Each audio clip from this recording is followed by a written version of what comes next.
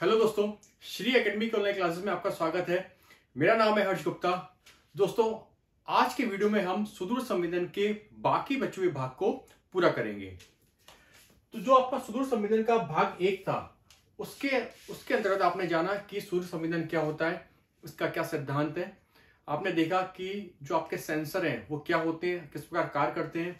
इसी बार आपने देखा कि जो आपका विद्युत चुंबकीय स्पेक्ट्रम है, यानी आपका जो इलेक्ट्रोमैग्नेटिक स्पेक्ट्रम है वो क्या होता है और उसमें किस प्रकार विद्युत चुंबकीय तरंगों का विभाजन किया जाता है। दोस्तों, आज के टॉपिक में हम देखेंगे कि आपके जो सेंसर हैं उनके चयन के क्या क्या मापदंड या पैरामीटर हो सकते हैं।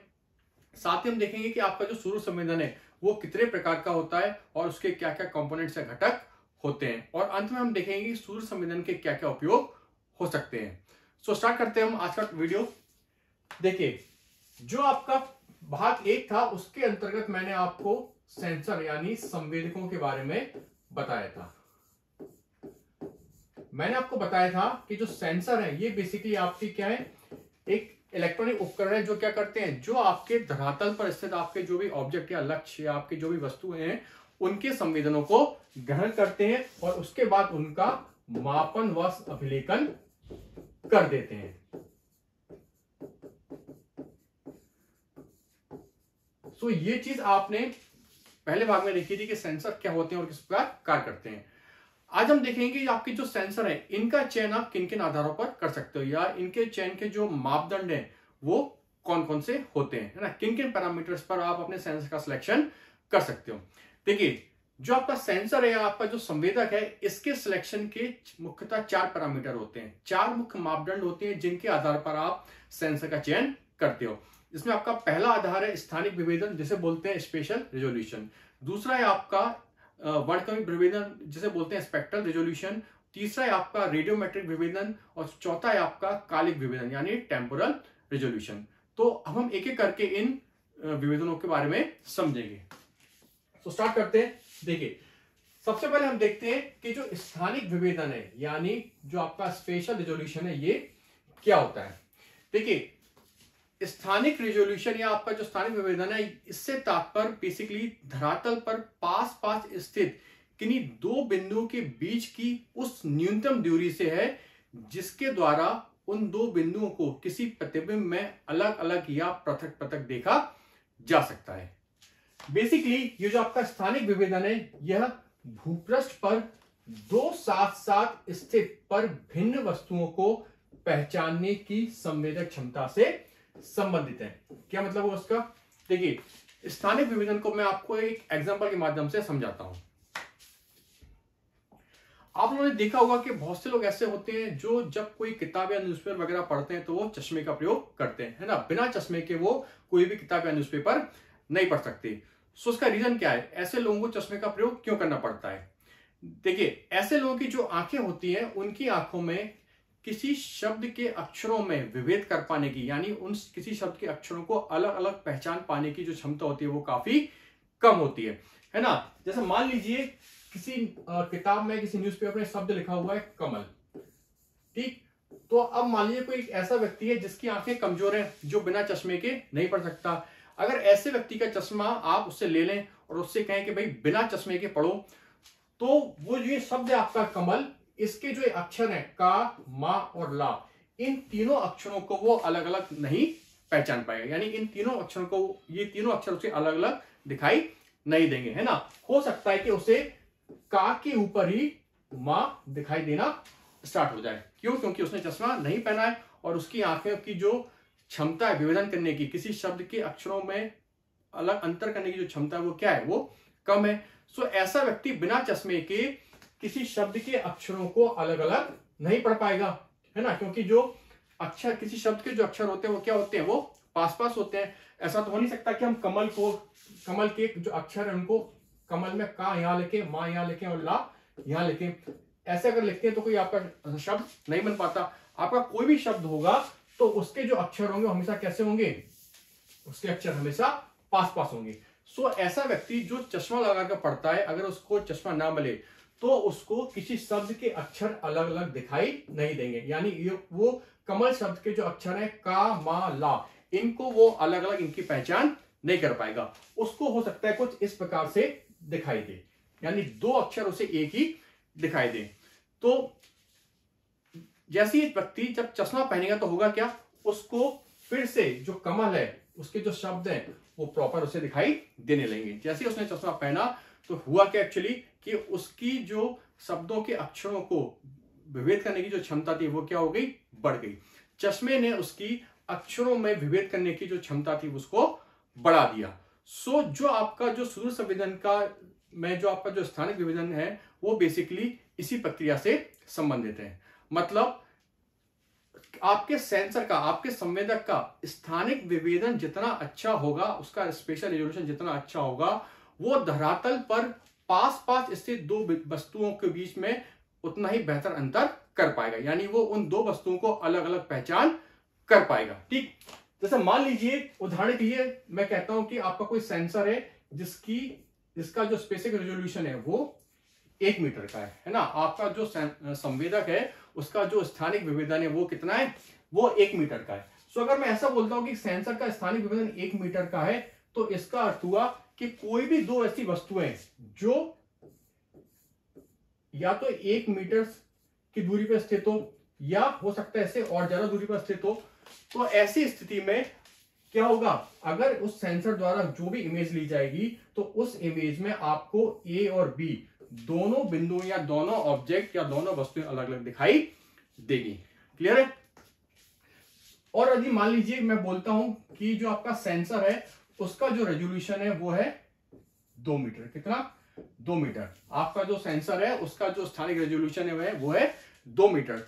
तो इसका मतलब होगा कि भाई अब जो आपकी दो वस्तुएं हैं वो या तो 2 मीटर से क्या हो, ज्यादा दूर स्थित हो। अगर 2 मीटर से ज्यादा दूरी पर स्थित है तब तो कोई दिक्कत ही नहीं है, इजीली उनको आपके इमेज में पहचानने समझ में आ जाएगी भाई दो वस्तुएं अलग अलग हैं। या फिर उनके बीच की जो दूरी है उसको आप मिनिमम कितना कर सकते हो, 2 मीटर कर सकते हो। सो अगर आपके सेंसर का विभेदन 2 मीटर है, इसका मतलब अगर कोई दो वस्तुएं 2 मीटर की डिस्टेंस पर स्थित हैं या इससे ज्यादा की डिस्टेंस पर, तो उनको इमेज में आसानी से पृथक पृथक पहचाना जा सकता है। ठीक, अब मान लीजिए कि आपका जो सेंसर है उसका जो रेजोल्यूशन वो कितना है, स्थानिक विभेदन वो है 2 मीटर। ठीक, और मान लीजिए कि दो वस्तु हैं वो 0.5 मीटर की दूरी पर क्या है, एक दूसरे से दूर स्थित है, यानी दो वस्तुओं की बीच की दूरी कितनी है, 0.5 मीटर। जबकि आपका जो संवेदक है, आपका जो सेंसर है उसका रेजोल्यूशन कितना है, उसका स्थानिक विभेदन 2 मीटर का है। सो इस केस में होगा क्या कि इस केस में अगर दो बिंदु 0.5 मीटर की दूरी पर स्थित हैं तो इस केस में आपकी जो इमेज आएगी उसमें आपको ए और बी अलग अलग दिखाई नहीं देंगे, है ना। इस केस में आपको ए और बी एक ही साथ दिखाई देना स्टार्ट हो जाएगा। क्यों, क्योंकि आपके सेंसर का जो स्थानिक विभेदन था वो कितना था, वो केवल 2 मीटर तक का था। मतलब अगर कोई वस्तुएं 2 मीटर की मिनिमम दूरी पर भी हैं तो अभी उनको अलग अलग पहचान में, उनको अलग अलग पहचान कर ली उनकी जाएगी, उनको अलग पता कर लिया जाएगा। पर इस केस में क्या है, इस केस में आपकी जो वस्तु है वो 0.5 मीटर यानी 2 मीटर से भी कम डिस्टेंस पर स्थित है। सो इस केस में आपके ये जो बिंदु है उनको आप अलग अलग नहीं देख पाएंगे। क्लियर हुआ। सो जैसा भी मैंने बोला कि आपका जो स्थानिक विभेदन है ये बेसिकली इससे तात्पर्य उस न्यूनतम दूरी से है, धरातल पर पास पास स्थित दो बिंदुओं के बीच की उस न्यूनतम दूरी से है जिसके अंतर्गत उन दोनों बिंदुओं को किसी प्रतिबिंब यानी इमेज में अलग अलग या पृथक पृथक देखा जा सकता है। क्लियर है। सो ये था आपका क्या, ये था आपका स्थानिक विभेदन, जो क्या है, जो भूपृष्ठ पर दो साथ साथ स्थित पर भिन्न वस्तुओं को पहचानने की संवेदक क्षमता से संबंधित है। यानी आपके सेंसर का स्पेशल रिजोल्यूशन यानी स्थानिक विभेदन जितना ज्यादा होगा वो धरातल पर उतनी पास पास स्थित वस्तुओं को अलग अलग या पृथक पृथक रूप से पहचान पाएगा। क्लियर है। आगे बढ़ते हैं। इसके बाद आपका जो अगला विभेदन आता है वो है आपका वर्णक्रमीय स्पेक्ट्रम विभेदन यानी स्पेक्ट्रल रेजोल्यूशन। ये क्या होता है, देखिए, यह विद्युत चुंबकीय स्पेक्ट्रम के विभिन्न ऊर्जा बैंडों में संवेदक के अभिलेखन की क्षमता से संबंधित है। यह विभेदन संवेदक की सूक्ष्म तरंग दैर्घ्य अंतराल को पहचानने की क्षमता को दर्शाता है। क्या मतलब है उसका? देखिए, मैंने आपको बताया था कि आपका जो विद्युत चुंबकीय स्पेक्ट्रम है, जो आपका इलेक्ट्रोमैग्नेटिक स्पेक्ट्रम है, इसमें आपके अलग अलग ऊर्जा क्षेत्र या ऊर्जा बैंड पाए जाते हैं ना। फ्रीक्वेंसी और तरंग दैर्ध्य के आधार पर, आवृत्ति और तरंग दैर्ध्य के आधार पर आप किसी विद्युत चुंबकीय स्पेक्ट्रम में अलग अलग उसके ऊर्जा बैंड को देख सकते हो। जैसे गामा रेस का अलग आपका ऊर्जा बैंड होगा, आपका एक्सरे का अलग होगा, आपका इंफ्रारेड का अलग हो जाएगा, आपका पराबैंगनी किरणों यानी अल्ट्रावायलेट का अलग होगा। इसी प्रकार आपका जो दर्श प्रकाश है, विजुअल स्पेक्ट्रम, उसका बैंड अलग हुआ। सो बेसिकली जो आपका विद्युत चुंबकीय स्पेक्ट्रम है, इसमें क्या होते हैं, इसमें अलग अलग ऊर्जा बैंड पाए जाते हैं।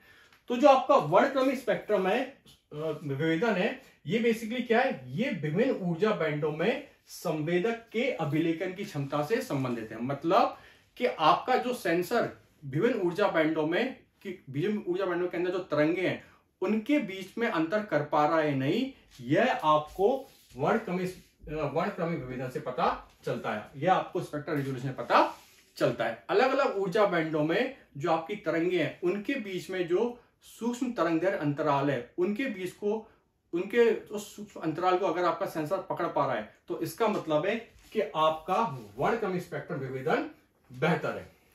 देखिए, इसको मैं आपको एक एग्जांपल के माध्यम से समझाता हूं।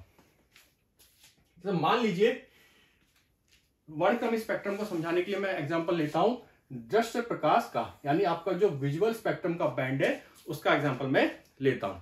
देखिए, आपको पता है कि आपका जो दृश्य प्रकाश का भाग है, आपका जो विजुअल स्पेक्ट्रम का बैंड है, उसमें आपके अलग अलग रंगों की क्या है, तरंगे पाई जाती हैं। बैगनी से लेके नीली, हरी, लाल तक क्या है, आपके अलग अलग रंगों यानी आपके अलग अलग कलरों की वेव्स या तरंगे पाई जाती हैं। ठीक, और ये जो तरंगे हैं अलग अलग कलरों की, इनका जो तरंगदैर्घ्य परास होता है वो 400 नैनोमीटर से लेके 700 नैनोमीटर तक होता है। यानी शुरुआत होती है आपकी बैंगनी कलर की तरंग से, जिसकी वेवलेंथ है लगभग 400 नैनोमीटर। वही जो आपकी लाल रंग की जो तरंगदैर्घ्य है, या आपकी लाल रंग की जो तरंग है, उसकी तरंगदैर्घ्य कितनी होती है, लगभग 700 नैनोमीटर की। सो अगर इस केस में मैं वर्णक्रमीय स्पेक्ट्रम यानी आपके स्पेक्ट्रल रेजोल्यूशन की बात करूं, आपके वर्णक्रमीय विभेदन की बात करूं, तो यहां पर वर्णक्रमीय विभेदन का मतलब होगा कि आपका सेंसर इस दृश्य प्रकाश स्पेक्ट्रम में जो अलग अलग कलर की, अलग अलग रंग की जो तरंगे हैं, उनको वो पृथक पृथक पहचान पा रहा है या नहीं पहचान पा रहा है ना। अगर आपका सेंसर, अगर आपका संवेदक इस दृश्य प्रकाश के स्पेक्ट्रम में, इस दृश्य प्रकाश के बैंड में अलग अलग कलर यानी अलग अलग रंग की तरंगों को पृथक पृथक पहचान पा रहा है, उनकी अलग अलग पहचान कर पा रहा है कि यह नीली कलर का, ये हरी कलर की तरंग है, ये लाल कलर की तरंग है, तो इसका मतलब है कि आपके सेंसर का वर्णक्रमीय विभेदन यानी आपके सेंसर का स्पेक्ट्रल रेजोल्यूशन बेहतर है। क्लियर हुआ? ये जो आपका वर्णक्रमीय स्पेक्ट्रम है क्या है, यह विद्युत चुंबकीय स्पेक्ट्रम के विभिन्न ऊर्जा क्षेत्र बैंडों में संवेदक के अभिलेखन की क्षमता से संबंधित है ना। यानी किसी भी ऊर्जा बैंड में के अंदर जो तरंगे हैं, उनके बीच में जो सूक्ष्म तरंगदैर्घ्य अंतराल है, उसको वो पहचान पा रहा है या नहीं पहचान पा रहा है, यानी उन तरंगों में वो पृथकता को पहचान कर पा रहा है या नहीं कर पा रहा है। क्लियर है? देखिए, वर्णक्रम विभेदन जितना बेहतर होगा, किसी बैंड के लिए तरंगदैर्घ्य परास उतना ही छोटा होगा।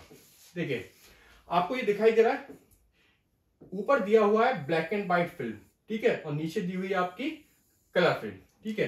ये जो आपका ब्लैक एंड व्हाइट फिल्म है, आपकी जो कलर फिल्म है, इन दोनों के लिए क्या है, दृश्य प्रकाश का प्रयोग किया गया। जैसा कि अभी मैंने आपको बताया कि आपका दृश्य प्रकाश के अंतर्गत जो बैंड है, उसके अंतर्गत आपकी एक फिल्म खींची गई ब्लैक एंड व्हाइट है और एक खींची गई जो कलर फिल्म है। ठीक, तो आपको ये जो ब्लैक एंड व्हाइट फिल्म दिख रही है, आपको जो कलर फिल्म दिख रही है, तो जो आपकी ब्लैक एंड व्हाइट फिल्म होगी, वो उसकी तुलना अगर आपकी कलर फिल्म से की जाए, तो आपकी ब्लैक एंड व्हाइट फिल्म उतनी ज्यादा परिष्कृत नहीं होगी, वो उतनी ज्यादा फाइन नहीं होगी। क्यों? क्योंकि इसमें सब कुछ आपको क्या दिखाई देगा, इसमें आपको सारे कलर ब्लैक एंड व्हाइट ही दिखाई देंगे, है ना। इस फोटो के अंदर आपको क्या दिखाई देगा, सारे कलर ब्लैक एंड व्हाइट ही दिखाई देंगे। क्यों? क्योंकि इस जो आपकी ये ब्लैक एंड व्हाइट फिल्म है, इसमें जिस सेंसर द्वारा ये फिल्म खींची गई है, वो सेंसर दृश्य प्रकाश के अंतर्गत जो आपके अलग अलग कलर हैं, जैसे ब्लू, ग्रीन और रेड। तो इसका मतलब है कि जो आपकी ब्लैक एंड व्हाइट फिल्म है उसमें सेंसर ने अलग अलग रंगों की तरंगों को पृथक पृथक उनकी पहचान नहीं की है। फिर से रिपीट कर रहा हूं कि जिस सेंसर द्वारा ब्लैक एंड व्हाइट फिल्म खींची गई, इसका मतलब है कि वो जो सेंसर है जिसने ब्लैक एंड व्हाइट फिल्म खींची है वो दृश्य प्रकाश के अंतर्गत जो आपके अलग अलग रंगों की तरंगे हैं उनको वो अलग अलग यानी पृथक पृथक पहचान नहीं पा रहा है। ठीक, तो इस वजह से आपकी जो फिल्म होगी वो उतनी ज्यादा परिष्कृत या उतनी ज्यादा फाइन, अच्छी, गुणवत्तापूर्ण नहीं होगी। ठीक, वहीं अगर बात की जाए कलर फिल्म की, कि तो जिस सेंसर द्वारा आपकी कलर फिल्म खींची गई है उस सेंसर द्वारा बेसिकली क्या किया जा रहा है, उस सेंसर द्वारा दृश्य प्रकाश के आपका जो बैंड है उसमें जो आपके अलग अलग रंगों की आपकी जो तरंगे हैं उनके बीच भी अंतर किया जा रहा है। यानी जो आपका सेंसर है वो पहचान पा रहा है कि जो आपके नीले रंग की तरंग है उसकी तरंग दैर्घ्य कितनी है, ग्रीन जो आपका हरा रंग की तरंग है उसकी तरंग दैर्घ्य कितनी है, और आपकी जो लाल कलर है उसकी तरंग दैर्घ्य कितनी है। मतलब वो इन अलग अलग रंगों की तरंगों के बीच में जो तरंग दैर्घ्य का अंतराल है या जो तरंग दैर्घ्य का अंतर है उसको वो पहचान पा रहा है। ठीक, इसी वजह से आपकी जो ये कलर फिल्म है वो कैसी होगी, वो ज्यादा परिष्कृत होती है आपके ब्लैक एंड व्हाइट फिल्म की तुलना में, है ना। इसमें आपको क्या दिखाई देते हैं, इसमें आपको प्रॉपर कलर दिखाई देते हैं। क्यों, क्योंकि आपका जो सेंसर है वो कलर फिल्म के केस में आपके जो दृश्य प्रकाश स्पेक्ट्रम का बैंड है उसमें सभी रंगों के कलरों को इसमें सभी रंगों की तरंगों को वो अलग अलग पहचान पा रहा है। क्लियर हो गया। जैसे लिखा हुआ है कि वर्णक्रमीय विभेदन जितना बेहतर होगा, वर्णक्रमीय विभेदन जितना बेहतर होगा किसी बैंड के लिए तरंग दैर्घ्य परास उतना ही छोटा होगा, है ना। जैसे आपकी जो ब्लैक एंड व्हाइट फिल्म है इसका जो वर्णक्रमीय विभेदन कैसा है, उतना अच्छा नहीं है। क्यों, क्योंकि इसने दृश्य प्रकाश का जो सारे कलर थे उनको एक साथ ले लिया, उनमें अंतर नहीं किया, इसलिए जो आपका बैंड है कैसा है, ये आपका चौड़ा है, ठीक, बड़ा है। ठीक, वही जो आपकी कलर फिल्म थी उसमें आपका जो सेंसर था उसने क्या किया था, उसने दृश्य प्रकाश के अंतर्गत जितने भी कलर थे उनकी तरंगों को अलग अलग उसने पहचान की, इसलिए आपका ब्लू का अलग बना, ग्रीन का आपका अलग आपका वो बना और रेड का आपका अलग बना। सो इस केस में जो आपकी तरंग दैर्घ्य की परास है वो क्या है, वो आपका जो बैंड है वो क्या हो गया, वो छोटा हो गया। क्यों, क्योंकि इसमें तीनों कलरों को अलग अलग करके दिखाया गया है। ठीक है, इसलिए जो आपका ब्लैक एंड व्हाइट फिल्म है उसके लिए जो आपका तरंग दैर्घ्य का परास, उसके लिए आपका जो तरंग दैर्घ्य परास है वो क्या है, वो ज्यादा है। वहीं आपका जो कलर फिल्म है इसमें आपका जो तरंग दैर्घ्य का परास है वो क्या है, वो आपका छोटा है। क्लियर हो गया। तो ये है आपका वर्णक्रमीय स्पेक्ट्रम विभेदन यानी स्पेक्ट्रल रेजोल्यूशन। आगे बढ़ते हैं। देखिए, इसके बाद आता है रेडियोमेट्रिक विभेदन। ये क्या होता है, देखिए, किसी इमेजिंग प्रणाली का रेडियोमेट्रिक विभेदन उस प्रणाली की ऊर्जा के सूक्ष्म अंतरों को, उस प्रणाली की ऊर्जा के सूक्ष्म अंतरों को पहचानने की क्षमता को प्रदर्शित करता है। जो आपका रेडियोमेट्रिक विभेदन है वो किसी इमेजिंग प्रणाली की ऊर्जा के जो सूक्ष्म अंतर हैं उन अंतर को आपकी प्रणाली पहचान पा रही है नहीं, उस क्षमता को जो आपका रेडियोमेट्रिक विभेदन है वो प्रदर्शित करता है। ठीक, क्या मतलब हुआ उसका, देखिए एक एग्जांपल के माध्यम से मैं आपको बताता हूं। आपको इमेज दिखाई दे रही है, ये जो इमेज है कैसी है, ब्लैक एंड व्हाइट इमेज है। और जो आपकी ब्लैक एंड व्हाइट इमेज होती है, आपका जो ब्लैक एंड व्हाइट फोटो होता है उसमें क्या होता है, उसमें सब कुछ या तो ब्लैक होगा या व्हाइट होगा। भाई या तो वो क्या होगा, काला होगा या फिर वो सफेद होगा। जैसे आपको यहां पर दिखाई दे रहा है कि भाई या तो आपको काला दिखाई दे रहा है या आपको सफेद दिखाई दे रहा है।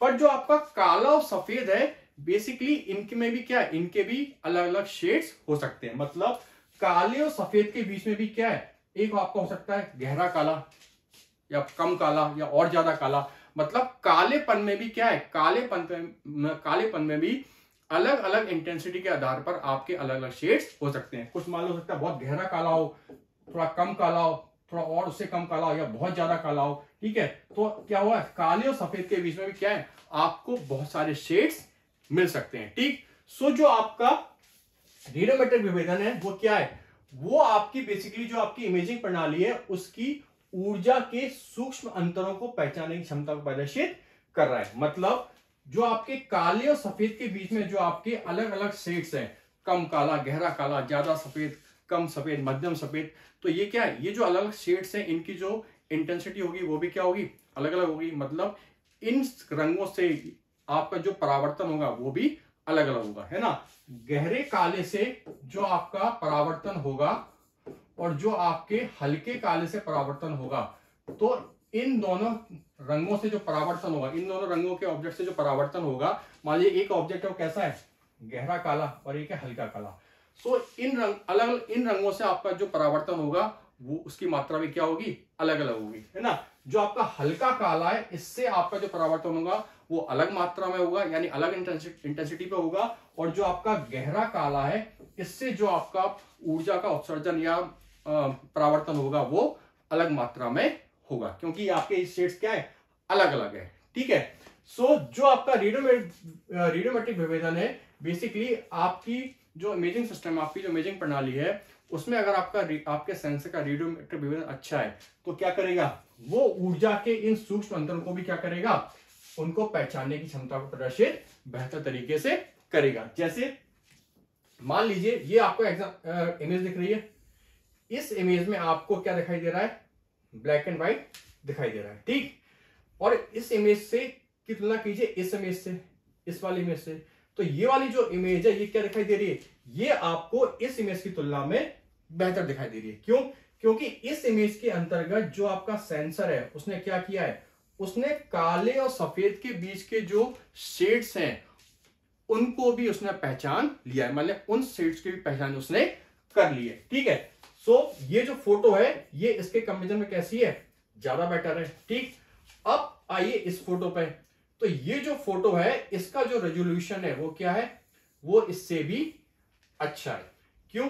क्योंकि इस फोटो में क्या किया है, इस फोटो में जो आपका सेंसर है उसने काले और सफेद के बीच के जो शेड्स हैं, तो नंबर ऑफ शेड्स और ज्यादा उसने क्या कर लिए, पहचान लिए। मतलब जो आपके नंबर ऑफ शेड्स है काले और सफेद के बीच में अलग अलग इंटेंसिटी के, उन शेड्स की क्या और ज्यादा संख्या में उन शेड्स को पहचान लिया है। सो इस केस में आपका जो फिल्म आई, आपकी जो picture I black and white, वो कैसी होगी, वो आपकी सबसे अच्छी होगी। अगर इन दोनों से कंपेरिजन की जाए तो ये जो आपकी पिक्चर है इसका जो रिजोल्यूशन है वो कैसा होगा, वो बेहतर होगा। क्यों? क्योंकि इस फिल्म के अंदर जो आपका सेंसर है उसका रेडियोमेट्रिक विभेदन सबसे ज्यादा है, मतलब वो अलग अलग शेड्स को भी पहचान पा रहा है, मतलब वो ज्यादा से ज्यादा संख्या में अलग अलग शेड्स को पहचान पा रहा है।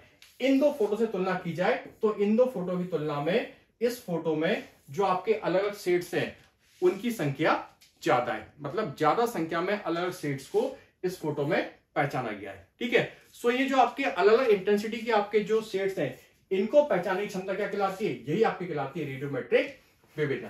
क्लियर है? तो इसको एक बार फिर से पढ़ते हैं, आपको क्लियर हो जाएगा।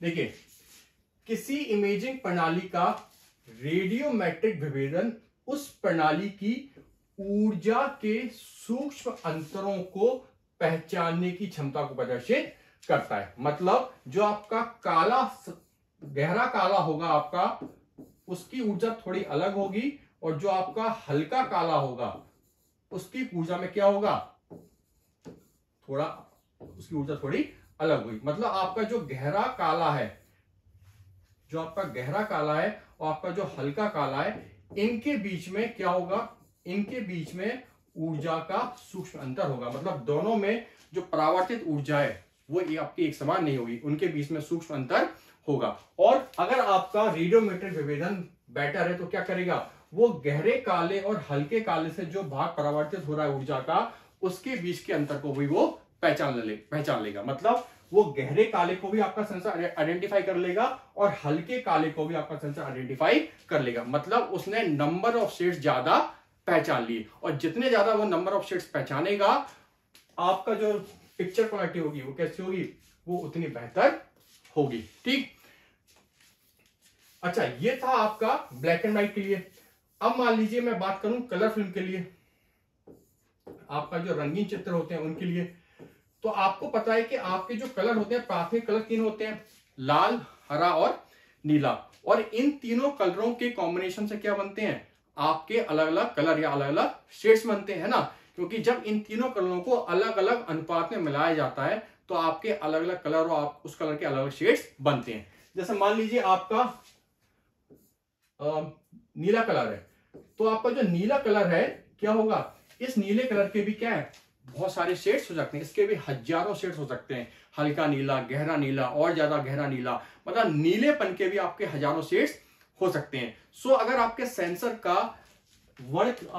का रेडियोमेट्रिक विवेचन बेटर है तो वो क्या करेगा, तो वो नीले रंग के जो शेड्स होंगे उनकी ज्यादा संख्या में पहचान करेगा, है ना। मतलब वो किसी भी कलर के जितने ज्यादा शेड्स हो सकते हैं उतने ज्यादा शेड्स की वो पहचान करेगा। क्यों? क्योंकि उसका रेडियोमेट्रिक विभेदन बेटर है। ठीक, सो बेसिकली रेडियोमेट्रिक विभेदन जितना ज्यादा होगा आपकी जो पिक्चर की क्वालिटी कैसे होगी, आपकी पिक्चर की क्वालिटी उतनी ही अच्छी होगी। क्लियर हुआ? तो जैसे यहां लिखा हुआ है कि रेडियोमेट्रिक विभेदन जितना बेहतर होगा वह परावर्तित या उत्सर्जित ऊर्जा के सूक्ष्म अंतरों को पहचानने के प्रति उतना ही अधिक संवेदनशील होगा। यानी आपका रेडियोमेट्रिक विभेदन जितना ज्यादा है तो आपके जो ऑब्जेक्ट्स हैं, जो आपके मिलते जुलते ऑब्जेक्ट्स हैं एक दूसरे से, उनसे जो भी आपकी परावर्तित या जो ऊर्जा का उत्सर्जन हो रहा है तो उनके बीच का जो सूक्ष्म अंतर है उनको वो बेहतर तरीके से पहचानेगा। क्लियर हो गया? तो ये था आपका रेडियोमेट्रिक विभेदन। जैसे आपको ये फोटो दिखाई दे रही है, इसमें भी क्या है, देखिए इसमें ये वाली जो फोटो है ये आपको उतनी क्लियर नहीं दिखाई दे रही होगी। क्यों?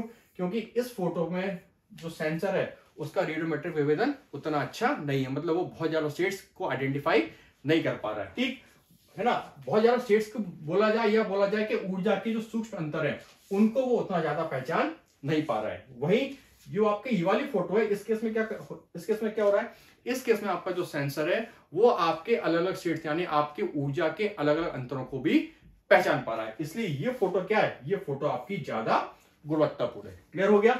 आगे बढ़ते हैं। देखिए इसके बाद आता है आपका कालिक विभेदन यानी टेम्पोरल रिजोल्यूशन। ये क्या होता है? देखिए कालिक विभेदन वह समयांतराल है जिसमें संवेदक किसी लक्ष्य का पुनरावृत्त तरीके से प्रतिबिंबन करता है। क्या मतलब हुआ? देखिए कालिक विभेदन का मतलब बेसिकली क्या है, टाइम इंटरवल से, कि कितने समय बाद कोई आपका जो सेंसर है वो आपके किसी ऑब्जेक्ट का दोबारा उसका क्या कर रहा है, उसकी इमेज ले रहा है, उसका चित्र खींच रहा है, उसका प्रतिबिंबन कर रहा है। ठीक, जैसे सैटेलाइट के माध्यम से मैं आपको समझाता हूं। जैसे मान लीजिए एक सैटेलाइट है जो आपके लो अर्थ ऑर्बिट में घूम रही है और वो पृथ्वी का चारों चक्कर कर रही है, पृथ्वी के चारों चक्कर लगा रही है ना। बेसिकली उसको पृथ्वी की सभी सतहों को क्या लेनी है, फोटो लेनी है। उसके अंदर जो सेंसर लगा हुआ है कैमरा, वो क्या कर रहा है, पृथ्वी की सतह का क्या ले रहा है, इमेज ले रहा है। तो वो जो सैटेलाइट है जो पृथ्वी के चारों ओर घूम रही है, मान लीजिए किसी निश्चित समय पर कहां आती है, भारत के सामने आती है। तो जैसे वो भारत के सामने आई तो क्या करेगी, वो भारत की इमेज खींच लेगी और उसके बाद क्या होगा, वो सैटेलाइट आगे बढ़ जाएगी क्योंकि पृथ्वी क्या कर रही है, पृथ्वी का चक्कर लगा रही है। सो कोई सैटेलाइट किसी समय पर भारत पे आई, उसने इमेज खींची और आगे बढ़ गई, और फिर कुछ समय बाद वापस कहां आएगी, वापस वो फिर से कहां पर आएगी, भारत पर आएगी और दोबारा इमेज खींचेगी। मतलब वो एक टाइम पे आई, उसने इमेज खींचा, फिर आगे बढ़ी, फिर कुछ निश्चित समय बाद क्या है, दोबारा वही कहां पर आ गई, भारत पर आई, उसने दोबारा से फोटो खींच ली। मतलब वो भारत का क्या कर रही है, बार बार प्रतिबिंबन कर रही है, बार बार भारत की इमेज बना रही है, परंतु कितना, कब, एक निश्चित समय अंतराल के बाद, है ना। जैसे मान लीजिए एग्जांपल के लिए लेते हैं, मान लीजिए 4 घंटे में वो चक्कर लगाया उसने, तो 4 घंटे में क्या किया उसने, भारत के पास पहुंची, उसका फिर उसने क्या किया, अगले 4 घंटा लिया और दोबारा वो भारत के पास पहुंच गई। तो जो आपका कालिक टेम्पोरल, आपका जो कालिक विभेदन वो कितना हुआ, वो आपका जो समय अंतराल वो हुआ आपका 4 घंटे का, 4 घंटे का, क्योंकि हर 4 घंटे में वो सैटेलाइट क्या कर रही है, घूमकर भारत की इमेज ले रही है ना, भारत का प्रतिबिंबन कर रही है। सो ये आपका क्या कहलाता है, ये आपका कहलाता है कालिक विभेदन, इसे बोलते हैं टेम्पोरल रिजोल्यूशन। देखिए जैसे आपके अंतरिक्ष की बात की जाए तो मैंने आपको कक्षाओं के बारे में बताया था कि अंतरिक्ष में अलग प्रकार की आपकी कक्षाएं होती हैं, low earth orbit, high earth orbit, middle earth orbit. So जो आपका हाई अर्थ ऑर्बिट होगी उसका जो कालिक विभेदन होगा वो क्या होगा, वो सबसे ज्यादा होगा। आपकी जो उच्च कक्षा होगी, आपकी उच्च कक्षा का जो कालिक विभेदन होगा वो क्या होगा, वो आपका सबसे ज्यादा होगा। क्यों होगा, इसका क्या रीजन है? देखिए मैंने आपको बताया था कि आपकी जो हाई अर्थ ऑर्बिट है, जैसे आपकी जो जियो सिंक्रोनस जियो स्टेशनरी ऑर्बिट है, तो उसमें क्या है, उसमें आपका उपग्रह पृथ्वी की किसी सतह के सापेक्ष हमेशा स्थिर रहता है, यानी हमेशा उसके समानांतर रूप से उसके साथ साथ चलता है। ठीक है, तो जैसे मान लीजिए कोई वेदर सैटेलाइट है और वो भारत की तरफ क्या है, उसको फिक्स किया गया है, तो सैटेलाइट क्या करेगी, उस सैटेलाइट में लगा जो सेंसर है वो हमेशा किसकी फोटो खींचेगा, वो हमेशा भारत की फोटो खींचेगा। क्यों? क्योंकि जैसे जैसे भारत मूव कर रहा है वैसे वैसे सैटेलाइट भी मूव करती जा रही है। सो जो सैटेलाइट है वो हमेशा केवल भारत की फोटो खींचेगी। मतलब इस केस में जो आपका समय अंतराल था वो एक्चुअली कितना हो गया, वो हो गया आपका 0। क्यों? क्योंकि उसको चक्कर लगा के दोबारा, जैसे आपको मैंने लोअर ऑर्बिट का एग्जांपल दिया था कि उसमें सैटेलाइट हर 4 घंटे बाद घूम के भारत के पास आती थी, उसका फोटो लेती थी। परंतु इस केस में तो जो सैटेलाइट है वो लगातार भारत के सामने ही बनी हुई है, मतलब वो लगातार भारत का ही फोटो ले रही है। सो इस केस में आपका जो कालिक विभेदन हो गया वो क्या हो गया, वो हो गया 0। मतलब जो आपका कालिक विभेदन, 0 मतलब ये नहीं कालिक विभेदन कम हो गया, 0 का मतलब है कि जो आपका समय अंतराल था वो क्या हो गया, वो 0 हो गया। मतलब आप बहुत कम समय में क्या कर पा रहे हैं, बहुत कम समय में पुनरावृत्त तरीके किसी लक्ष्य का क्या कर पा रहे हो, पुनरावृत्त तरीके से प्रतिबिंबन कर पा रहे हो, है ना। आपके कालिक विभेदन का हाई होने का मतलब क्या है कि आपका जो समय अंतराल है वो क्या हो चुका है, वो आपका 0 हो चुका है। ठीक है, समय अंतराल अगर आपका 0 है तो इसका मतलब है कि आपका कालिक विभेदन क्या है, आपका कालिक विभेदन बहुत ज्यादा है। क्योंकि समय अंतराल 0 होने का मतलब है कि आपकी जो सैटेलाइट है वो लगातार आपकी पृथ्वी की किसी सतह के सापेक्षी बनी हुई है और वो हर 1 सेकंड पे केवल उसी सतह के फोटो, उसी सतह का प्रतिबिंबन कर रही है। ठीक है, सो आपका समय अंतराल जितना कम होगा आपका कालिक विभेदन उतना ज्यादा होगा, और जब समय अंतराल आपका 0 हो जाएगा इसका मतलब आपका कालिक विभेदन बहुत ज्यादा हो जाएगा। इसलिए जो आपकी उच्च कक्षाओं के जो सैटेलाइट होते हैं उसमें जो आपका कालिक विभेदन होता है वो कैसा होता है, वो आपका बहुत ज्यादा होता है। क्यों? क्योंकि उसमें जो समय अंतराल होता है वो आपका ऑलमोस्ट 0 होता है। क्लियर है? तो अब हम इसको पढ़ते हैं शुरू से।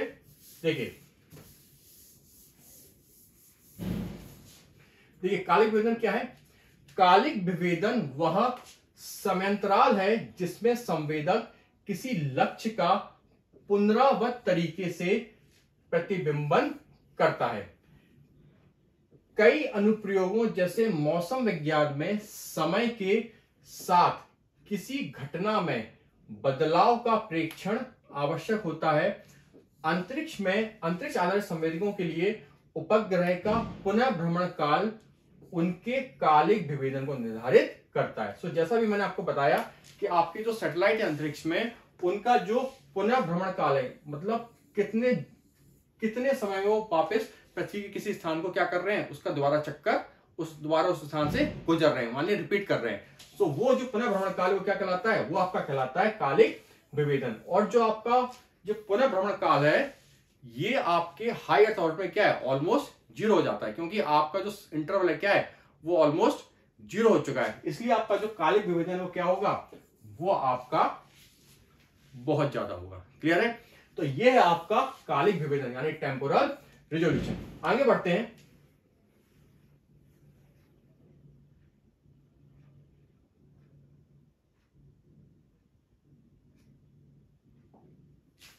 देखिए अब देखते हैं सुदूर संवेदन के कितने प्रकार होते हैं। देखिए जो सुदूर संवेदन है इसके मेनली 3 प्रकार हो सकते हैं। एक हो गया आपका ऑप्टिकल सुदूर संवेदन, दूसरा है आपका थर्मल इंफ्रारेड सुदूर संवेदन और तीसरा है आपका माइक्रोवेव सुदूर संवेदन। तो स्टार्ट करते हैं सबसे पहले ऑप्टिकल सुदूर संवेदन से। देखिए ऑप्टिकल सुदूर संवेदन में विद्युत चुंबकीय वर्णक्रम के दृश्यमान भाग का उपयोग किया जाता है। आपका जो इलेक्ट्रोमैग्नेटिक स्पेक्ट्रम का आपका जो दृश्य भाग है, आपका जो विजुअल स्पेक्ट्रम है, उसका प्रयोग ऑप्टिकल सूर्य संवेदन में किया जाता है।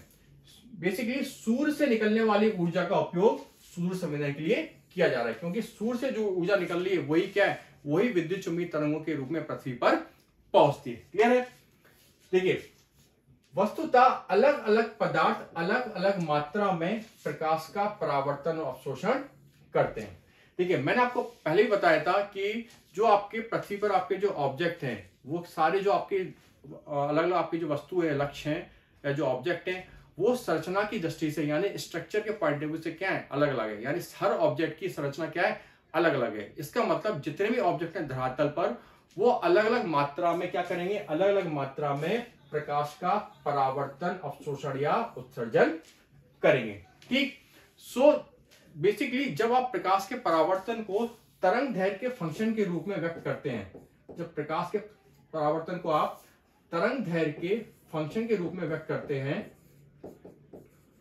तो वो आपका कहलाता है स्पेक्ट्रल सिग्नेचर। क्या कहलाता है, वही आपका कहलाता है स्पेक्ट्रल सिग्नेचर। जो आपका रिफ्लेक्शन है उसको जब आप वेवलेंथ के फॉर्म वेवलेंथ के फंक्शन के रूप में जब आप शो करोगे, प्रदर्शित करोगे, तो वही आपका क्या कहलाता है, वही आपका स्पेक्ट्रल सिग्नेचर कहलाता है। एकदम साधारण शब्दों में अगर समझा कहा जाए तो आप मान सकते हैं कि आपका जो स्पेक्ट्रल सिग्नेचर है इसके द्वारा बेसिकली आपको ये पता चल रहा है कि आपका कितना परावर्तन हो रहा है। ठीक। सो जो आपका ऑप्टिकल सूर्य संवेदन है इसमें हो क्या रहा है, इसमें आप किसका यूज कर रहे हो, इसमें आप ऊर्जा के दृश्यमान भाग का प्रयोग कर रहे हो। किसका प्रयोग कर रहे हो, आप विजुअल स्पेक्ट्रम का प्रयोग कर रहे हो। और विजुअल स्पेक्ट्रम का मतलब है कि आप सूर्य से निकलने वाली ऊर्जा का प्रयोग इसमें कर रहे हो। ठीक। और आपको पता है कि जो आपके पदार्थ हैं वो क्या है, अलग अलग है स्ट्रक्चर वाइज, इसलिए अलग अलग मात्रा में क्या करेंगे, प्रकाश का परावर्तन, अवशोषण और उत्सर्जन आदि करेंगे। ठीक।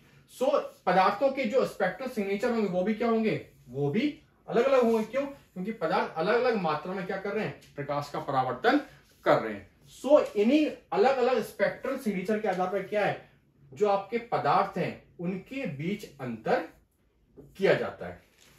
देखिए ये सन दिख रहा है आपको, तो जो आपको मैंने सूर्य संवेदन का सिद्धांत समझाया था, प्रिंसिपल समझाया था, सेम वही चीज यहां पर है। देखिए ये सूर्य है, तो सूर्य से क्या है, आपकी जो दृश्यमान भाग का ऊर्जा थी वो क्या है, वो पृथ्वी पर आपके ऑब्जेक्ट पर गिर रही है। आपका जो सूर्य का प्रकाश है वो पृथ्वी पर स्थित अलग अलग ऑब्जेक्ट पर गिर रहा है। जैसे मान लीजिए एक कार पे गिर रहा है, पेड़ पे गिर रहा है, इस आदमी पे गिर रहा है, ये जो आपकी बिल्डिंग बनी हुई है यहाँ पर गिर रहा है। सो जैसे जैसे आपका प्रकाश इन पे गिरा, क्या हुआ, क्या हुआ, इनका रिफ्लेक्शन हुआ। जो आपको ये रेड लाइन से दिखाई दे रहा है कि पेड़ पे जैसे प्रकाश गिरा तो उसका क्या हो गया, रिफ्लेक्शन हुआ।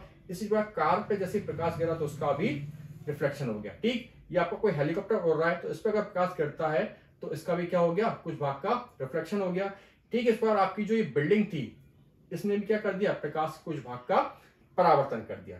और ये जो आपका परावर्तित भाग है इसको कौन सेंस कर लेता है, मैंने बताया था, इस परावर्तित भाग को या बोल सकते हैं इस परावर्तित ऊर्जा के संवेदनों को आपकी सैटेलाइट में लगा सेंसर सेंस कर लेता है। आपकी सैटेलाइट में लगा सेंसर इस परावर्तित भाग के संवेदनों को ग्रहण कर लेता है और ग्रहण करने के पश्चात जो सेंसर वो क्या करता है, इनका मापन और अवलोकन करता है। और उसके बाद जो भी आपका डेटा होता है उसको आप पृथ्वी पर स्थित जो आपके रिसीवर केंद्र है वहां पर आप भेज देते हो, जहां पर आपके उस डेटा का एनालिसिस होता है और उसके बाद जरूरी इंफॉर्मेशन यानी सूचनाएं प्राप्त की जाती है। ठीक है। सो जो आपका सूर्य संवेदन का सिद्धांत है, ठीक वही चीज यहां पर है कि आपका जो ऑप्टिकल सूर्य संवेदन है वो बेसिकली उसमें आप क्या यूज कर रहे हो, उसमें आप दृश्यमान भाग यानी विजुअल स्पेक्ट्रम का प्रयोग कर रहे हो। सीधा बोला जाए कि सूर्य से निकलने वाली जो ऊर्जा है उसका उपयोग आप ऑप्टिकल सूर्य संवेदन में करते हो। ठीक है। और जो आपके पदार्थ हैं धरातल पर वो क्या है, उनके स्पेक्ट्रल सिग्नेचर अलग अलग है, मतलब वो अलग अलग मात्रा में प्रकाश का परावर्तन करते हो। सो आपको जैसे आपने इनके जो परावर्तित भाग को सेंस किया आपके उपग्रह के सेंसर ने, तो उसको पता चल जाएगा कि हर ऑब्जेक्ट का क्या है, स्पेक्ट्रल सिग्नेचर अलग अलग है। ठीक है।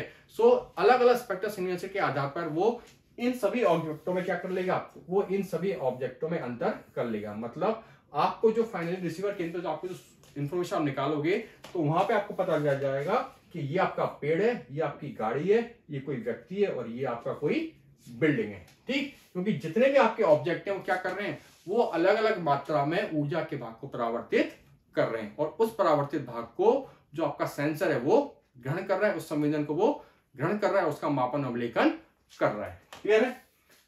इसके बाद अगला आता है आपका थर्मल इंफ्रारेड सुदूर संवेदन।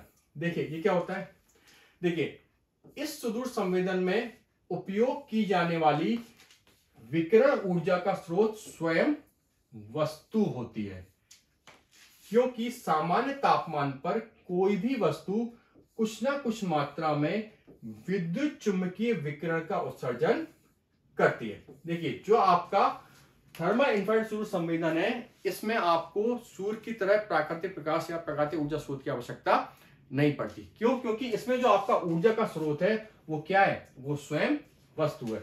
मैंने आपको बताया था कि आपके धरातल पर जो भी ऑब्जेक्ट है वो सभी कुछ ना कुछ मात्रा में क्या करते हैं? ऊर्जा का उत्सर्जन भी करते हैं, यानी उनसे एमिशन भी होता है। ये अलग बात है, किसी से ज्यादा होगा, किसी से अलग किसी से कम होगा, परंतु सभी वस्तुएं, सारे ऑब्जेक्ट किसी ना किसी मात्रा में क्या करेंगे? ऊर्जा का उत्सर्जन भी करेंगे। सो बेसिकली इसी चीज का प्रयोग किसमें यूज किया जा रहा है? इसी चीज का प्रयोग थर्मल इंफ्रारेड सूर्य संवेदन में किया जा रहा है। ठीक है। सो इस सूर्य संवेदन में जो उपयोग करने वाली विकिरण ऊर्जा है उसका स्रोत क्या है? उसका स्रोत स्वयं वस्तु है। मतलब वस्तु द्वारा जो जिस विकिरण का उत्सर्जन किया जा रहा है उस विकिरण को बेसिकली आपके जो सेंसर हैं उस विकिरण को वो ग्रहण करते हैं और उसका मापन अवलोकन करते हैं। आगे देखते हैं। देखिए, इसके अंतर्गत पृथ्वी की सतह से उत्सर्जित होने वाले इंफ्रारेड विकिरण को मापने के लिए अवरक्त सेंसरों यानी इंफ्रारेड सेंसरों का उपयोग किया जाता है। ये जो आपका थर्मल इंफ्रारेड सूर्य संवेदन है, जैसा भी मैंने आपको बताया कि आपका जो वस्तु है वो क्या कर रही है? वो कुछ ना कुछ मात्रा में क्या कर रही है? विद्युत चुंबकीय तरंगों का विकिरण कर रही है। सो कुछ ना कुछ मात्रा में क्या कर रही है? कुछ ना कुछ मात्रा में जो आपका इंफ्रारेड आपका ऊर्जा यानी आपका जो अवरक्त ऊर्जा है उसका वो उत्सर्जन करेगी। सो इस संवेदन के अंतर्गत आप क्या कर रहे हो? इस संवेदन के अंतर्गत वस्तु द्वारा जो इंफ्रारेड विकिरण किया जा रहा है, यानी जिस अवरक्त ऊर्जा का विकिरण किया जा रहा है वस्तु द्वारा, उस ऊर्जा को मापने के लिए आप इंफ्रारेड यानी अवरक्त सेंसर का प्रयोग कर रहे हो। ठीक है। आपके जो अवरक्त सेंसर है, आपके जो इंफ्रारेड सेंसर है, वो वस्तु से उत्सर्जित अवरक्त किरणों को या तरंगों को सेंस करते हैं, उसको मापते हैं। ठीक है। देखिए, मिडिल वेव इंफ्रारेड तथा long wave infrared thermal infrared reason के अंतर्गत आते हैं। जो आपका थर्मल इंफ्रारेड का क्षेत्र है, आपका जो तापीय अवरक्त किरणों का क्षेत्र है, उसके अंतर्गत बेसिकली आपके मिडिल वेव इंफ्रारेड और लॉन्ग वेव इंफ्रारेड रीजन आते हैं। ठीक। ये विकिरण गर्म ऑब्जेक्ट से उत्सर्जित होते हैं, जैसे पृथ्वी की सतह। जैसे आपकी जो अर्थ सरफेस, आपकी जो पृथ्वी की सतह है, उससे बेसिकली आपके मिडिल वेव इंफ्रारेड और लॉन्ग वेव इंफ्रारेड क्या होते हैं? ये आपके उत्सर्जित, ये तरंगे आपकी उत्सर्जित होती है। ठीक है। और इनका क्या किया जाता है? इनका अवरक्त सेंसरों के माध्यम से मापन किया जाता है। ठीक। सैटेलाइट रिमोट सेंसिंग में इनका प्रयोग पृथ्वी के क्षेत्र तथा समुद्री सतह के तापमान को मापने के लिए किया जाता है। ये जो आपका थर्मल इंफ्रारेड सूर्य संवेदन है, बेसिकली इसके द्वारा आप क्या कर रहे हो? इसके द्वारा आप पृथ्वी की जो सतह हो गई और आपकी जो समुद्र की सतह है उसके तापमान को आप माप रहे हो। ठीक है। क्योंकि जो आपके गर्म ऑब्जेक्ट हैं वो मिडिल वेव इंफ्रारेड और लॉन्ग वेव इंफ्रारेड किरणों का उत्सर्जन करते हैं। इसके अलावा ये जो थर्मल इंफ्रारेड सूर्य संवेदन है, इसका उपयोग जंगल की आग का पता लगाने में भी किया जाता है। जैसे आपकी जंगल में आग लगती है तो उस आग का पता लगाने के लिए आप थर्मल इंफ्रारेड सूर्य संवेदन का प्रयोग करते हो। क्लियर है? जैसे आपको ये जो इमेज दिखाई दे रही है, ये किसकी है? ये थर्मल इंफ्रारेड सूर्य संवेदन का की इमेज है। जिसमें क्या है? जिसमें देखिए, ये जो आपके ऑब्जेक्ट हैं, जैसे ये वन हो गया, फॉरेस्ट हो गया, ये जल हो गया, वाटर, ये ग्रास हो गई, ये आपकी जमीन हो गई खाली, ठीक है, ये आपकी रोड हो गई, या आपकी कोई बिल्डिंग वगैरह हो गई। तो ये जितने भी ऑब्जेक्ट हैं ये क्या कर रहे हैं? ये कुछ ना कुछ मात्रा में क्या कर रहे हैं? ये सभी ऑब्जेक्ट किसी ना किसी मात्रा में आपका जो थर्मल रेडिएशन है, आपका जो थर्मल विकिरण है, उसका उत्सर्जन कर रहे हैं। और इन विकिरणों को, इन उत्सर्जित होने वाले विकिरणों को कौन सेंस कर रहा है? इनको सेंस कर रहा है सैटेलाइट में लगा सेंसर, है ना। ये जो आपके ऑब्जेक्ट है, इनसे, इनके द्वारा क्या हो रहा है? इनके द्वारा स्वयं से क्या हो रहा है? जो आपके अवरक्त किरणें हैं उनका उत्सर्जन हो रहा है। और इन अवरक्त किरणों को, इन अवरक्त तरंगों को आपका जो सैटेलाइट में लगा सेंसर है वो क्या कर रहा है? वो इन अवरक्त तरंगों को सेंस कर रहा है, और सेंस करने के बाद उसका मापन अवलोकन कर रहा है। ठीक है। और बाकी प्रोसेस सेम वैसी है जैसे कि आपकी ऑप्टिकल सूक्ष्म संवेदन मैंने आपको बताया था, वो मापन करेगा, अवलोकन करेगा, उसका जो भी डेटा होगा वो रिसीवर केंद्र पर भेजा जाएगा, वहां उस डेटा का विश्लेषण होगा और उस विश्लेषण के आधार पर आपके जो अलग अलग ऑब्जेक्ट है उनका पता आप लगा लोगे। क्यों? क्योंकि जितने भी ऑब्जेक्ट हैं वो अलग अलग मात्रा में अवरक्त तरंगों का उत्सर्जन कर रहे हैं। क्लियर है? आगे बढ़ते हैं। इसके बाद आता है आपका माइक्रोवेव सुदूर संवेदन। ये क्या होता है? देखिए, माइक्रोवेव सुदूर संवेदन दो प्रकार के होते हैं, एक होता है निष्क्रिय और एक होता है सक्रिय। जो आपका निष्क्रिय सुदूर संवेदन है, माइक्रोवेव सुदूर संवेदन है निष्क्रिय, इसमें किसी वस्तु से उत्सर्जित विकिरण का पता लगाया जाता है, जबकि सक्रिय माइक्रो सुदूर संवेदन में विद्युत चुंबकीय विकिरणों के स्रोत और डिटेक्टर को सेंसर पर रखा जाता है। देखिए क्या मतलब हुआ, आपका जो माइक्रोवेव सुदूर संवेदन है इसके अंतर्गत आप इसका प्रयोग कर रहे हो, इसके अंतर्गत आप माइक्रोवेव तरंगों का प्रयोग कर रहे हो। और आपका जो ये संवेदन है माइक्रोवेव सुदूर संवेदन, ये आपके दो प्रकार का है, एक है निष्क्रिय और एक है सक्रिय। तो मैंने आपको बताया था कि जो आपकी निष्क्रिय प्रणाली होती है उसका स्वयं का कोई ऊर्जा स्रोत नहीं होता, वो उसके लिए प्राथमिक ऊर्जा स्रोत जैसे सूर्य के ऊपर निर्भर करता है। वहीं जो आपकी सक्रिय प्रणाली होती है उसके पास स्वयं का ऊर्जा स्रोत होता है।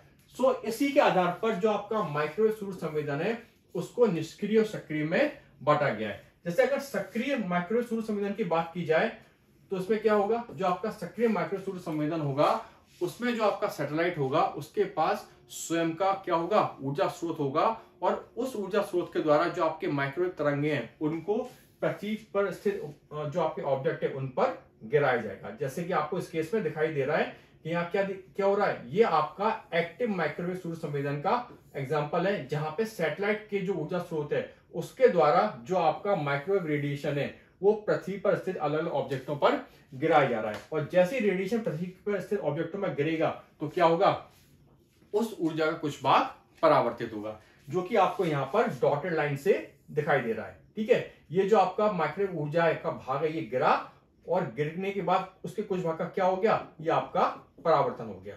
ठीक है, तो इस प्रकार अलग अलग ऑब्जेक्ट क्या करेंगे, माइक्रोवेव ऊर्जा के कुछ भाग का परावर्तन कर देंगे। ठीक है, और इस परावर्तित भाग को आपका सैटेलाइट में लगा सेंसर क्या कर लेगा, सेंस कर लेगा, और सेंस करने के बाद उसका मापन और अवलोकन कर देगा। और बाकी प्रक्रिया सेम वैसी ही होगी, उस डेटा को कहां भेजा जाएगा, आपके रिसीवर केंद्र में भेजा जाएगा, और जहां से आपकी जो भी महत्वपूर्ण सूचना है उसको निकाला जाएगा। क्लियर है? सो ये आपका क्या, ये आपका सक्रिय माइक्रोवेव सुदूर संवेदन। ठीक, उसी प्रकार जो आपका निष्क्रिय सुदूर संवेदन है, तो जैसे मैंने आपको बताया कि निष्क्रिय सुदूर संवेदन में आपका जो सैटेलाइट है उसका स्वयं का ऊर्जा स्रोत नहीं होता। इस केस में उसे जो आपका प्राथमिक ऊर्जा स्रोत है जैसा सूर्य, उसके ऊपर निर्भर रहना पड़ेगा। सो सूर्य का जो प्रकाश आएगा, सूर्य के प्रकाश में जो आपका माइक्रोवेव तरंगों का भाग है वो जब उस भाग को जब आपके पृथ्वी के ऑब्जेक्ट क्या करेंगे, परावर्तित करेंगे, तो उस भाग को आपके सैटेलाइट में लगे सेंसर सेंस करेंगे। किसमें, आपके निष्क्रिय माइक्रोवेव सुदूर संवेदन प्रणाली में। क्यों? क्योंकि यहां पर स्वयं का कोई ऊर्जा स्रोत नहीं है। ठीक है, इसलिए आपका जो इलेक्ट्रोमैग्नेटिक स्पेक्ट्रम सूर्य द्वारा आपकी जो विद्युत चुंबकीय तरंगे आ रही हैं उसमें बेसिकली जो माइक्रोवेव तरंग का भाग है, जब उस भाग को पृथ्वी के धरातल पर स्थित ऑब्जेक्ट परावर्तित करेंगे तो उस परावर्तित भाग को सैटेलाइट में लगे सेंसर सेंस करेंगे। किसमें, निष्क्रिय सुदूर संवेदन के केस में, आपका निष्क्रिय माइक्रोवेव सुदूर संवेदन के केस में। क्लियर है? इसके बाद हम देखते हैं कि सुदूर संवेदन के कितने घटक होते हैं, सुदूर संवेदन के क्या क्या कंपोनेंट्स हो सकते हैं। देखिए, ज्यादातर कंपोनेंट्स ऐसे हैं जिनके बारे में हम ऑलरेडी पढ़ चुके हैं। जैसे पहला जो घटक है वो है आपका ऊर्जा स्रोत। ठीक है, क्योंकि सुदूर संवेदन की शुरुआती कैसे होती है, ऊर्जा स्रोत से। जैसे मैंने आपको एग्जाम्पल बताया कि भाई जो निष्क्रिय आपका सूर्य संवेदन है उसके लिए आपको किसी जरूरत पड़ रही है, उसके लिए आपको सूर्य की जरूरत पड़ रही है, क्योंकि सूर्य के प्रकाश से क्या हो रहे हैं, विद्युत चुंबकीय विकिरण पृथ्वी के धरातल पर गिर रहे हैं। सो जो आपका ऊर्जा स्रोत है ये आपका दो प्रकार का हो सकता है, एक तो हो सकता है निष्क्रिय और एक हो सकता है सक्रिय। निष्क्रिय ऊर्जा स्रोत का मतलब है बेसिकली जो आपकी निष्क्रिय प्रणाली है इसके अंतर्गत जो आपका ऊर्जा स्रोत है वो कैसा होगा, वो आपका प्राकृतिक हुआ। क्यों?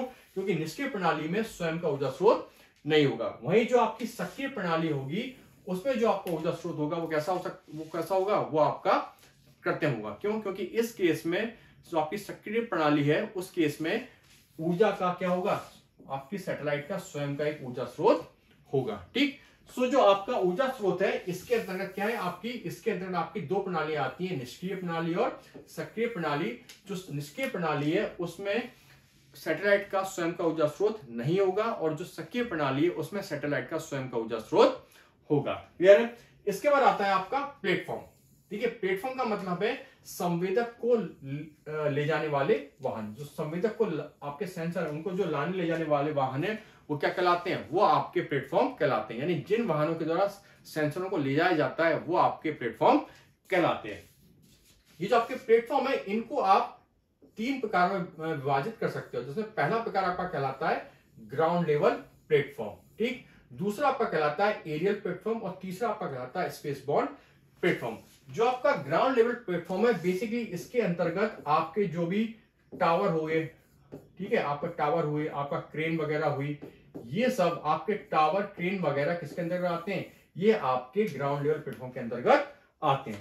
जैसे आपको दिखाई दे रहा है इमेज में, ये आपका क्या है, ग्राउंड बेस्ड आपका जो प्लेटफॉर्म है। तो लगभग आपकी ये जो आपका 150 मीटर की आपकी जो ऊंचाई है यहां तक आपके जो ग्राउंड बेस्ड प्लेटफॉर्म है वो कार्य करते हैं। ठीक, उसके बाद आ जाता है आपका एरियल प्लेटफॉर्म। जो आपके एरियल प्लेटफॉर्म है इसके अंतर्गत बेसिकली आपके जो हवाई जहाज हैं, जो हेलीकॉप्टर हैं, ये आपके एरियल प्लेटफॉर्म के अंतर्गत आ जाते हैं। सो जो आपके हेलीकॉप्टर होते हैं, आपके जो फाइटर जेट हैं, इनमें क्या लगे रहते हैं, इनमें सेंसर लगे होते हैं और इनके द्वारा आप सेंसिंग करते हो। ठीक है, और जो तीसरा प्रकार है वो है आपका स्पेस बॉर्न प्लेटफॉर्म। जो आपके स्पेस बॉर्न प्लेटफॉर्म है इसके अंतर्गत आते हैं आपके सैटेलाइट यानी आपके उपग्रह, और या आपके जो आपका स्पेस शटल, आपका जो अंतरिक्ष यान है, ये आपके स्पेस बॉर्न प्लेटफॉर्म के अंतर्गत आते हैं। सो ये आपके तीन प्रकार के क्या होते हैं, आपके तीन प्रकार के प्लेटफॉर्म होते हैं। इन दो घटकों के अलावा अगला जो घटक है वो है आपका सेंसर। सेंसर क्या होता है ये आप ऑलरेडी समझ चुके हो। जो क्या करता है, जो पृथ्वी के जो धरातल जो ऑब्जेक्ट है उनसे संवेदनों को ग्रहण करता है। ठीक है, उसके बाद आता है आपका डिटेक्टर। देखिए, डिटेक्टर बेसिकली आपके ऐसे यंत्र होते हैं जो आपके अंतरिक्ष में जो भी आपके सिग्नल वगैरह होते हैं उनको वो नियंत्रित करने का कार्य करते हैं। जैसे आपका ऑडियो, डिजिटल ऑडियो मीटर। ठीक, और उसके बाद आता है आपका जो अंतिम घटक वो है आपका संस्थागत प्रक्रिया। संस्थागत प्रक्रिया का मतलब है कि जो आपके सुदूर संवेदन के जो भी आपके चरण है, जितने भी आपकी चरण है, जितनी आपकी अवस्थाएं, इन सभी चरणों के निष्पादन के लिए आपके विश्व में या आपके देश में जो भी आपकी संस्थाएं, जो भी आपके केंद्र हैं, वो सारे केंद्र संस्थागत प्रक्रिया के अंतर्गत आते हैं। जैसे भारत में कौन है, भारत में है इसरो, और इसरो के द्वारा ही क्या है, इसरो के द्वारा ही सुदूर संवेदन प्रणाली का क्या किया जाता है, निष्पादन किया जाता है। सुदूर संवेदन प्रणाली के जितने भी चरण हैं उन सभी चरणों का निष्पादन किसके द्वारा किया जाता है, उनका निष्पादन किया जाता है इसरो के द्वारा। सो जितने भी आपके संस्थान हैं वो सब किसके अंतर्गत आ जाएंगे, वो सब आपके संस्थागत प्रक्रिया के अंतर्गत आ जाते हैं। क्लियर है। तो ये थे आपके जो आपका सुदूर संवेदन थे उसके घटक। आगे बढ़ते हैं। देखिए, अब हम देखते हैं कि जो सुदूर संवेदन है इसके क्या क्या उपयोग हो सकते हैं। देखिए, जो सुदूर संवेदन है इसके अलग अलग क्षेत्रों में क्या है, बहुत सारे उपयोग, विभिन्न प्रकार के उपयोग हो सकते हैं। देखिए, जो आपका सुदूर संवेदन है बेसिकली इसके अंदर आपको क्या मिल रहा है, इसके अंतर्गत आपको धरातलीय जो आपके ऑब्जेक्ट है उनकी क्या मिल रही है, आपको उनकी संवेदना यानी उनके सेंसेशन आपको प्राप्त हो रहे हैं, है ना।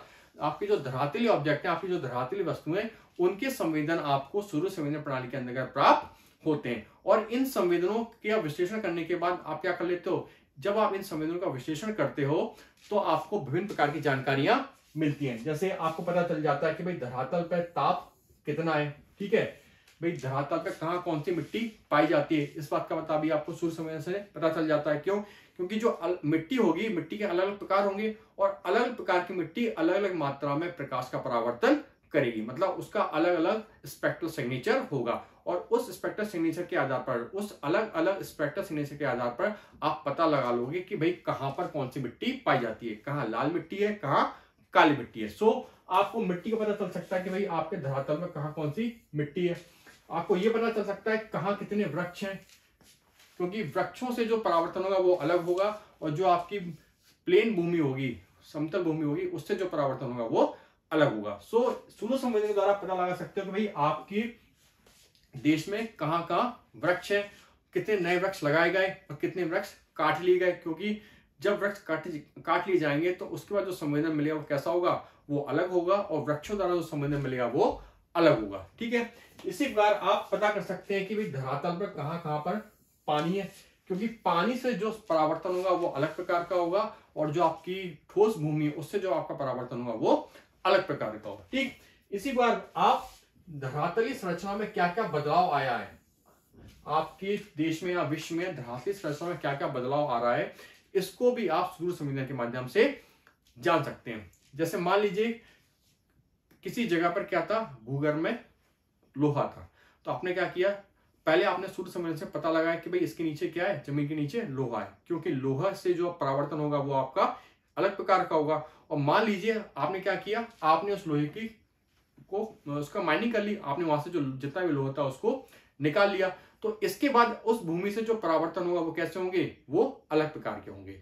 ठीक है, जब लोहा था तो परावर्तन अलग प्रकार का था, यानी संवेदन अलग प्रकार के थे, और जब लोहा हवा से हट गया तो आपको जो संवेदन मिलेंगे वो आपके अलग प्रकार के होंगे। सो इस वजह से आप पता लगा लोगे कि भाई किन किन क्षेत्रों से आपके धरातल में रिसोर्सेज को उसकी माइनिंग की गई है या नहीं की गई है ना, क्या क्या आपके धरातलीय संरचना में बदलाव आए हैं। ठीक, इसी प्रकार आपके जो उच्चावच हैं उनके बारे में भी आप सुदूर संवेदन के माध्यम से पता लगा सकते हो।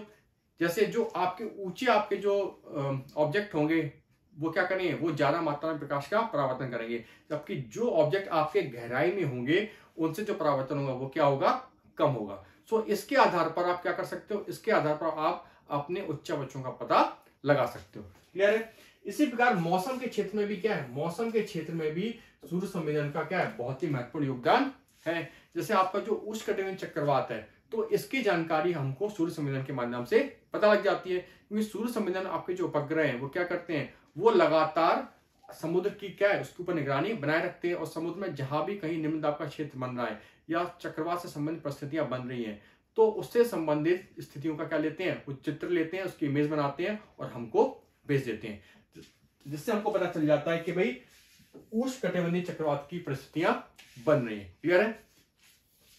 ऐसे ही बात की जाए तो जैसे आपको पता है कि अंटार्कटिका में क्या हो रहा है, जो बर्फ का स्तर है वो घट रहा है, मतलब बर्फ का लेवल, बर्फ कम हो रही है। सो बर्फ कितनी कम हुई, उसका कितना स्तर घटा, इस बात का पता भी हमको सूर्य संवेदन के माध्यम से चल सकता है। क्यों, क्योंकि जो बर्फ है, बर्फ से बेसिकली जो आपका प्रकाश का परावर्तन होता है वो क्या होता है, वो सबसे ज्यादा होता है, बर्फ का जो एल्बिडो होता है वो सबसे ज्यादा होता है। सो अगर बर्फ की मात्रा कम हो रही है, इसका मतलब है कि जो परावर्तन है, जो आपके परावर्तित भाग के आपको जो संवेदन मिलने वो भी क्या होंगे, वो भी आपको कम मिलेंगे। सो इस आधार पर आप पता लगा सकते हो कि अंटार्कटिका में जो बर्फ है वो कितना कम हो रही है। क्लियर है। इसी प्रकार युद्ध क्षेत्र में भी क्या है, युद्ध क्षेत्र में भी सूर्य संवेदन का बहुत बड़ा भूमिका है इसकी, क्योंकि बहुत से आपके ऐसे जो सूर्य संवेदन उपग्रह होते हैं वो किसका कार्य करते हैं, वो जासूसी का कार्य करते हैं, वो दुश्मन देश की जो गतिविधियां हैं उन पर वो अंतरिक्ष से नजर बनाए रखते हैं। ठीक है। तो युद्ध क्षेत्र में भी क्या है, युद्ध क्षेत्र में भी सुदूर संवेदन का बहुत ज्यादा उपयोग है। क्लियर है। सो सुदूर संवेदन के द्वारा क्या है, सुदूर संवेदन के द्वारा आपको इस तरह की विभिन्न प्रकार की जानकारियां मिलती हैं, और इन जानकारियों का प्रयोग आप अलग अलग क्षेत्रों में कर सकते हो। जैसे बात की जाए कृषि के क्षेत्र में, तो अभी मैंने आपको बताया कि इसके द्वारा आप पता लगा लोगे कि भाई आपके देश में कहाँ कौन सी फसल पाई जाती है, कहाँ गेहूं उगाया जा रहा है, कहाँ चावल उगाया जा रहा है। तो आप क्या कर सकते हो, आप फसल क्षेत्र का अनुमान लगा सकते हो कि भाई आपके भारत में कितने क्षेत्र में कृषि भूमि के कितने क्षेत्र में गेहूं लगाया गया है, कितने क्षेत्र में चावल लगाया गया है और कितने क्षेत्र में मोटा अनाज लगाया गया है। ठीक इसी प्रकार जो आपका बंजर भूमि है उसका मानचित्र भी आप बना सकते हो, क्योंकि जो बंजर भूमि होगी उससे परावर्तन अलग प्रकार के होंगे, और आपका जो कृषि क्षेत्र होगा उससे परावर्तन आपके अलग प्रकार के होते हैं। सो आप पता लगा लोगे कि कहाँ का बंजर भूमि है और उस बंजर भूमि का मानचित्र आप तैयार कर सकते हो। क्लियर है। इसी प्रकार जो आपका झूम कृषि है, जो आपके जो नॉर्थ ईस्ट में आपकी जो झूम कल्टीवेशन होता है, तो इसके अंतर्गत क्या होता है, इसके अंतर्गत एक बहुत बड़े स्तर पर क्या है, जो पेड़ होते हैं उनको काट दिया जाता है और वहां पर खेती की जाती है। सो जो झूम कृषि के अंतर्गत आपका कितना क्षेत्र आ रहा है, इसका पता भी आप सूर्य संवेदन के माध्यम से लगा सकते हो, है ना, क्योंकि जो आपका जहां आपके पेड़ होंगे पहले वो अलग प्रकार के संवेदन देंगे, और जहां आपका कृषि क्षेत्र होगा तो वहां पे संवेदन आपको अलग प्रकार का मिलेगा। सो आपको अनुमान लगा सकते हो कितना क्षेत्र आपका झूम कल्टीवेशन के अंतर्गत आया है। ठीक, इसी प्रकार जो मर्सोलीकरण है उसका पता भी लगा सकते हो कि आपके देश में मर्सोलीकरण कितना बढ़ रहा है, किस दर से वो बढ़ रहा है। ठीक है, क्योंकि जो आपका रेत का जो परावर्तन होगा वो क्या होगा, वो आपका अलग प्रकार का होगा। क्लियर है। इसी प्रकार बात की जाए जल प्रबंधन में, तो यहां भी आप क्या है, यहां भी सूर्य संवेदन की बहुत महत्वपूर्ण भूमिका है।